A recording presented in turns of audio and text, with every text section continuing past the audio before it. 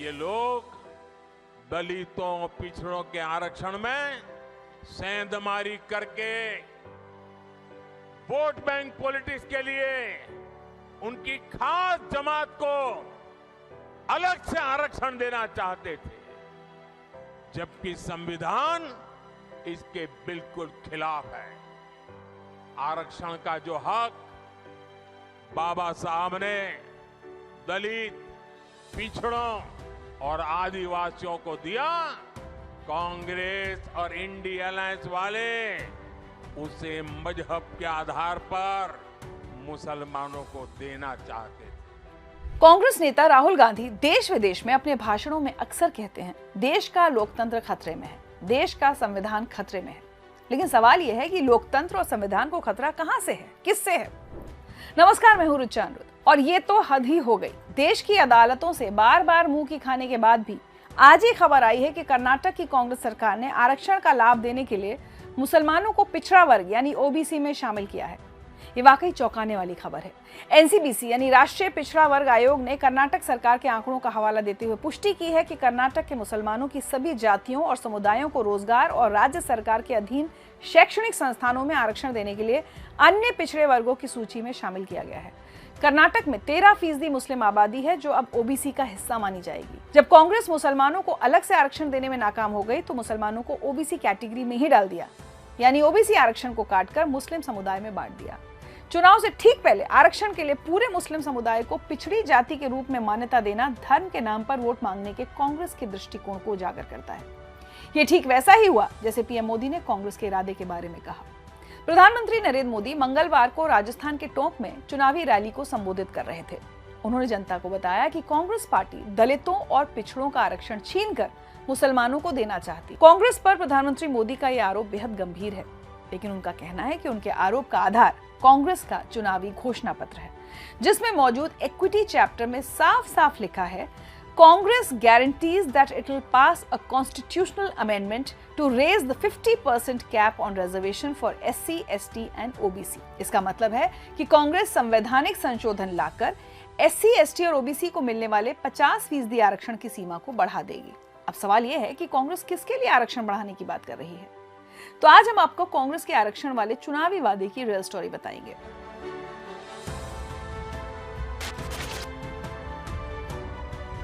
BJP का आरोप है कि कांग्रेस के मुस्लिम तुष्टीकरण का ट्रैक रिकॉर्ड देश दशकों से देख रहा है और इस तुष्टीकरण में मुस्लिम आरक्षण का प्रयास 2004 से आंध्र प्रदेश में कांग्रेस सरकार से शुरू हुआ और 2014 तक यूपीए सरकार से होता हुआ अब 2024 तक कांग्रेस के घोषणा पत्र तक पहुंच चुका है। कांग्रेस पार्टी ने संविधान के साथ, बाबा साहब आंबेडकर के दिए हुए संविधान के साथ किस प्रकार से खिलवाड़ करने की कोशिश की। इस देश के में जब संविधान बना तब धर्म के आधार पर आरक्षण का घोर विरोध हुआ था, ताकि हमारे एससी, एसटी, ओबीसी समुदाय को सुरक्षा मिलती रहे। लेकिन उन्होंने, मनमोहन सिंह जी ने भाषण किया था और उस सभा में मैं मौजूद था मुख्यमंत्री के नाते। ऐसा हुआ तो था। पूर्व प्रधानमंत्री मनमोहन सिंह ने ऐसा कहा भी था कि देश के संसाधनों में पहला हक मुसलमानों का है और कांग्रेस ने आंध्र प्रदेश में यह हक देने की कोशिश भी की। बात 2004 की है, जब कांग्रेस समर्थित यूपीए सरकार सत्ता में आई। आंध्र प्रदेश में भी कांग्रेस की सरकार थी। सरकार ने मुस्लिम आरक्षण लागू करने के लिए 2004 से 2010 के बीच 4 प्रयास किए, लेकिन हर बार कांग्रेस के हाथ नाकामी ही लगी। हर बार आंध्र प्रदेश हाईकोर्ट और सुप्रीम कोर्ट ने कांग्रेस की कोशिशों पर पानी फेर दिया। 5वीं बार केंद्र की यूपीए सरकार ने मुस्लिम आरक्षण की कोशिश की, लेकिन नतीजा वही हुआ जो होना था। 2012 में आंध्र प्रदेश हाईकोर्ट ने रोक लगा दी और फिर सुप्रीम कोर्ट ने हाईकोर्ट की रोक को सही ठहरा दिया और कांग्रेस के डेंजरस गेम प्लान को फेल कर दिया। 2004 में जैसे ही कांग्रेस की केंद्र में सरकार बनी, उसके सबसे पहले किए गए कामों में था, सबसे पहला काम था चुनाव जीतने के बाद आंध्र प्रदेश में एससी, एसटी के रिजर्वेशन में से कमी करके मुसलमानों को रिजर्वेशन देने का प्रयास। ये एक पायलट प्रोजेक्ट था जिसे कांग्रेस पूरे देश में आजमाना चाहती थी। आइए हम आपको सिलसिलेवार बताते हैं कि कांग्रेस की सरकार ने आंध्र प्रदेश में क्या किया और अपने इरादों में कैसे नाकाम हो गई। 12 जुलाई 2004 को आंध्र प्रदेश में कांग्रेस के वाईएसआर रेड्डी की नई नवेली सरकार ने सरकारी नौकरियों और शैक्षणिक संस्थानों में मुसलमानों के लिए 5% आरक्षण शुरू करने की घोषणा की। 21 सितंबर 2004 को आंध्र प्रदेश हाईकोर्ट ने मुस्लिम आरक्षण के कांग्रेस सरकार के इस फैसले को रद्द कर दिया। इसके जवाब में नवंबर 2004 में मुख्यमंत्री वाईएसआर रेड्डी ने डी सुब्रमण्यम आयोग का गठन किया। 14 जून 2005 को जस्टिस डी सुब्रमण्यम आयोग ने अपनी अनुशंसा रिपोर्ट पेश की, जिसमें मुसलमानों को 5% आरक्षण देने की सिफारिश की गई। अब सोचिए, अगर ये सिफारिश लागू की जाती तो सुप्रीम कोर्ट द्वारा निर्धारित 50% आरक्षण की सीमा का उल्लंघन नहीं होता, यकीनन होता। आंध्र प्रदेश सरकार ने समुदाय विशेष को आरक्षण देने की कोशिश जारी रखी। 20 जून 2005 को मुस्लिम आरक्षण को रद्द करने के हाईकोर्ट के आदेश को दरकिनार करते हुए कांग्रेस की आंध्र सरकार ने शैक्षणिक संस्थानों और नौकरियों में 5% मुस्लिम आरक्षण के लिए एक अध्यादेश जारी कर दिया। 25 अक्टूबर 2005 को राज्य सरकार ने आंध्र प्रदेश पिछड़ा वर्ग आयोग द्वारा सौंपी गई एक रिपोर्ट के आधार पर अध्यादेश को अधिनियम बनाने के लिए विधानसभा में एक विधेयक पेश किया। एक महीने के अंदर ही कांग्रेस एक बार फिर अपने इरादे में नाकाम हो गई, जब 21 नवंबर 2005 को आंध्र प्रदेश हाईकोर्ट की 5 जजों की बेंच ने कहा कि मुसलमानों के लिए आरक्षण असंवैधानिक है। हाईकोर्ट ने कहा कि मुसलमानों को पिछड़ा वर्ग माना जाना पूर्णतः अनसाइंटिफिक और डिफेक्टिव क्राइटेरिया पर आधारित है। 14 दिसंबर 2005 को आंध्र की कांग्रेस सरकार ने हाईकोर्ट के फैसले को सुप्रीम कोर्ट में चुनौती दी। 4 जनवरी 2006 को सुप्रीम कोर्ट ने हाईकोर्ट के फैसले पर सीमित अंतरिम रोक लगाई। कहा, जिन लोगों की आरक्षण अधिनियम के आधार पर पहले ही भर्ती हो चुकी है उन्हें नौकरी पर रहने दिया जाए, लेकिन भविष्य में आरक्षण के आधार पर होने वाली सभी भर्तियों को रोक दिया जाए। अदालतों के बार बार रोके जाने के बाद भी कांग्रेस मुस्लिम आरक्षण की जिद पर अड़ी हुई थी। 2006 में डॉक्टर मनमोहन सिंह मंत्रिमंडल के सबसे वरिष्ठ मंत्रियों में से एक अर्जुन सिंह ने भी कहा था कि मुसलमानों को आरक्षण दिया जाना चाहिए। 17 अप्रैल 2007 को आंध्र प्रदेश हाईकोर्ट और सुप्रीम कोर्ट दोनों ने माना कि एपीबीसी यानी आंध्र प्रदेश पिछड़ा वर्ग आयोग की सिफारिशें अवैज्ञानिक हैं और उनका जमीनी हकीकत से कोई संबंध नहीं है।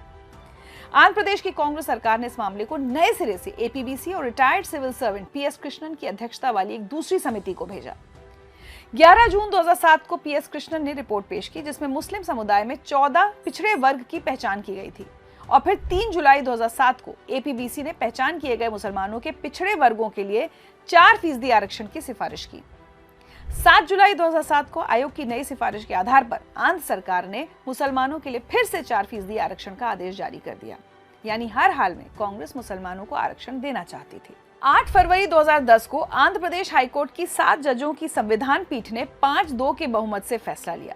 फैसला था कि राज्य में पहचान किए गए पिछड़े वर्गों के मुसलमानों को 4% आरक्षण देने वाला एक कानून संवैधानिक नहीं है और संविधान के अनुच्छेद 14, 15(1) और 16(2) का उल्लंघन करता है। हाईकोर्ट ने यह भी कहा कि आरक्षण रिलीजन स्पेसिफिक यानी धर्म विशिष्ट है और ये संभावित रूप से धर्मांतरण को प्रोत्साहित करने वाला हो सकता है। 25 मार्च 2010 को सुप्रीम कोर्ट ने 4% आरक्षण की संवैधानिक वैधता को अंतरिम मान्यता दी और मामले को आखिरी फैसले के लिए संवैधानिक पीठ को भेज दिया। मुस्लिम आरक्षण पर कांग्रेस अपनी आधी जीत पर इतनी उत्साहित हो गई कि 22 दिसंबर 2011 को केंद्र की यूपीए सरकार ने एक ऑफिस मेमोरेंडम जारी किया, जिसमें केंद्रीय शैक्षणिक संस्थानों और नौकरियों में ओबीसी को मिलने वाले 27% आरक्षण में से मुसलमानों के लिए 4.5% का उप कोटा तय कर दिया गया। ये एक बेहद खतरनाक कदम था, जिसके 2 पहलू थे। पहला, इसने ओबीसी कोटा कम कर दिया और मुसलमानों को दे दिया। दूसरा, यह फैसला 2012 में होने वाले उत्तर प्रदेश विधानसभा चुनाव से ठीक पहले किया गया था। 29 मई 2012 को आंध्र प्रदेश हाईकोर्ट का फैसला कांग्रेस की उम्मीदों के विपरीत आया। हाईकोर्ट ने यूपीए सरकार के 4.5% मुस्लिम आरक्षण यानी ओबीसी कोटा के अंदर के एक उप कोटा को रद्द कर दिया। ये चौथी बार था जब आंध्र प्रदेश हाईकोर्ट ने मुस्लिम कोटा पर रोक लगाई थी। पहली बार 21 सितंबर 2004, दूसरी बार 21 नवंबर 2005, तीसरी बार 8 फरवरी 2010 और चौथी बार 29 मई 2012 को। कांग्रेस की कोशिश जारी थी। यूपीए सरकार आंध्र प्रदेश हाईकोर्ट के आदेश के खिलाफ सुप्रीम कोर्ट पहुंच गई। सुप्रीम कोर्ट से भी कांग्रेस के हाथ कुछ नहीं आया। 13 जून 2012 को सुप्रीम कोर्ट ने आंध्र प्रदेश हाईकोर्ट के आदेश पर रोक लगाने से इनकार कर दिया और कहा कि यूपीए सरकार का आरक्षण आदेश पूरी तरह से धार्मिक विचारों पर आधारित था, जिसका संविधान समर्थन नहीं करता है। बात सिर्फ आंध्र प्रदेश की नहीं है, कर्नाटक में भी कांग्रेस सरकार ने मुस्लिम आरक्षण वाला कार्ड खेला था, जिससे बाद में बीजेपी की सरकार ने खत्म कर दिया। मार्च 2023 में कर्नाटक की बीजेपी सरकार ने 4% का मुस्लिम कोटा खत्म कर दिया, जिससे लिंगायत और वोक्कालिगाओं का कोटा 2% बढ़ाया गया। लेकिन 26 मार्च 2023 को कांग्रेस नेताओं ने सत्ता में वापस आने पर कोटा बहाल करने का वादा किया। उन्होंने कहा कि कोटा रोजगार और शैक्षणिक संस्थानों दोनों पर लागू होगा। जब हमें मौका मिला तो हमने पहला काम किया, उन्होंने जो SC ST से छीन करके मुस्लिम कोटा निकाला था उसको हमने खत्म कर दिया और जिनका हक था उनका हित सुरक्षित रखा। तो कांग्रेस पूरे देश में आग बबूला हो गई। ये मोदी समझता क्या है? अरे मोदी संविधान को समझता है, मोदी संविधान को समर्पित है, मोदी बाबा साहब आंबेडकर की पूजा करने वाला व्यक्ति है। 5 अप्रैल 2024 को न्याय पत्र के नाम से कांग्रेस ने घोषणा पत्र जारी किया, जिसमें कई हानिकारक एजेंडे शामिल हैं, लेकिन मुस्लिम आरक्षण का वादा सबसे खतरनाक है। कांग्रेस के मैनिफेस्टो के इक्विटी सेक्शन के 2 बिंदुओं और माइनॉरिटी सेक्शन के पॉइंट 6 को एक साथ पढ़ने पर यह पूरी तरह स्पष्ट हो जाता है कि कांग्रेस एजुकेशन, एम्प्लॉयमेंट, कॉन्ट्रैक्ट्स और यहां तक कि स्पोर्ट्स में भी मुस्लिम समुदाय को आरक्षण देने की योजना बना रही है। अब ऐसे में सवाल तो लाजमी है कि कांग्रेस के न्याय पत्र में आखिर किसको न्याय देने का दावा और वादा किया जा रहा है? इसका जवाब शायद अब मुझे देने की जरूरत नहीं है। 10 साल पहले कांग्रेस ने जिद ठान ली थी कि मुस्लिम आरक्षण लागू करना ही करना है। 5 जून 2013 को यूपीए सरकार के अल्पसंख्यक मामलों के मंत्री के रहमान खान के बयान ने यह साबित भी कर दिया, जिसमें उन्होंने कहा था कि यूपीए सरकार 4.5% मुस्लिम कोटा लागू करने के लिए प्रतिबद्ध है। 2014 के कांग्रेस मैनिफेस्टो में सच्चर कमेटी के रिकमेंडेशंस लागू करने का इरादा साफ झलकता था। दरअसल सच्चर कमेटी मार्च 2005 में पूर्व प्रधानमंत्री मनमोहन सिंह द्वारा बनाई गई 7 सदस्यों वाली उच्च स्तरीय कमेटी थी, जिसे भारत में मुसलमानों की सामाजिक, आर्थिक और शैक्षणिक स्थिति पर स्टडी करने के लिए बनाया गया था, जिसकी अध्यक्षता दिल्ली हाईकोर्ट के पूर्व चीफ जस्टिस राजेंद्र सच्चर ने की थी। सच्चर कमेटी की कई सिफारिशों में खास थी शिक्षा क्षेत्र में सुविधा देने के अलावा रोजगार में मुसलमानों का हिस्सा बढ़ाना, यानी कि आरक्षण देना। रिपोर्ट में यह भी कहा गया था कि चुनाव क्षेत्र के परिसीमन प्रक्रिया में इस बात का ध्यान रखा जाए कि अल्पसंख्यक बहुल इलाकों को SC के लिए आरक्षित न किया जाए। कांग्रेस सच्चर कमेटी की रिपोर्ट लागू करना चाहती है। इसकी साफ झलक उसके चुनावी घोषणा पत्र में मिलती है, जिसमें सामाजिक आर्थिक सर्वेक्षण के बाद वो सकारात्मक कार्रवाई के विस्तार की बात करती है। देश की अदालतों द्वारा निर्धारित 50% की आरक्षण सीमा का उल्लंघन करने का इरादा रखती है। मुसलमानों को नौकरियों, शिक्षा और यहाँ तक कि खेलों में उचित हिस्सा सुनिश्चित करने का वादा करती है। तो मैं आपसे पूछती हूँ कि क्या ये मुस्लिम आरक्षण के लिए एक प्लेटफॉर्म तैयार करने का स्पष्ट प्रयास नहीं है? आज के लिए इतना ही। कांग्रेस के मुस्लिम आरक्षण वाले खतरनाक इरादे पर आपकी क्या राय है, हमें लिखकर जरूर बताएं। आपकी प्रतिक्रिया का हमें इंतजार रहेगा। अगले एपिसोड में एक नए मुद्दे की रियल स्टोरी के साथ आपसे फिर मुलाकात होगी। तब तक स्वस्थ रहें, सुरक्षित रहें और हाँ, वोट देने के अपने अधिकार का इस्तेमाल जरूर करें।